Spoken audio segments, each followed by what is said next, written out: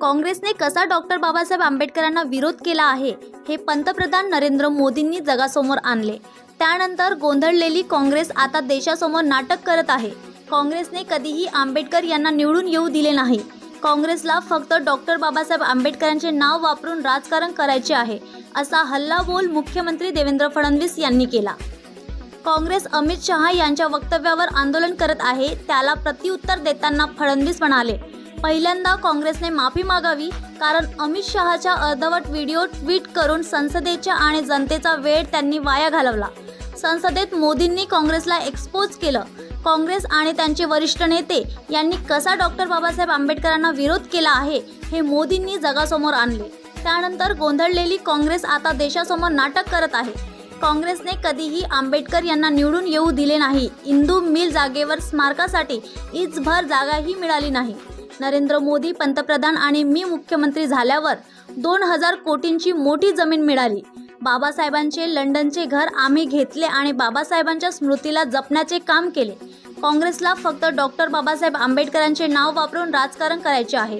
बीडचा पालकमंत्री पद कोण या संदर्भात मी, अजित पवार आणि एकनाथ शिंदे मिळून ठरवू, मात्र बीडमध्ये कोणाचीही दादागिरी आम्ही चालू देणार नाही, असा इशारा फडणवीस यांनी दिला।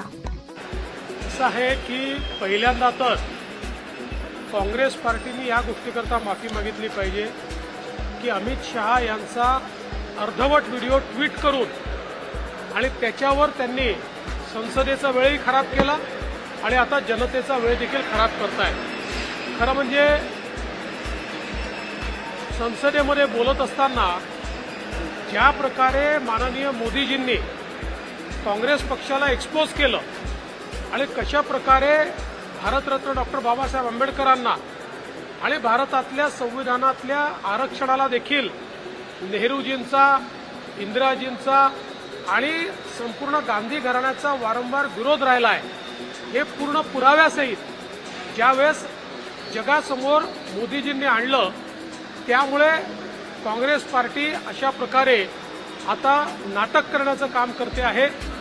खरं म्हणजे याच काँग्रेस पार्टीने कधीही भारतरत्न डॉक्टर बाबासाहेब आंबेडकरांना निवडून येऊ दिलं नाही, जाणीवपूर्वक त्यांना पाडलं। आणि एवढंच नाही तर अगदी भारतरत्न डॉक्टर बाबासाहेब आंबेडकरांचं ज्या ठिकाणी महापरिनिर्वाण झालं त्या इंदू मिल, तिथे इंदू मिलच्या जागेवर स्मारक व्हावं याकरता इतके वर्ष आंदोलनं करावी लागली, पण सुईच्या टोका एवढी जमीन देखील काँग्रेसच्या सरकारने दिली नाही।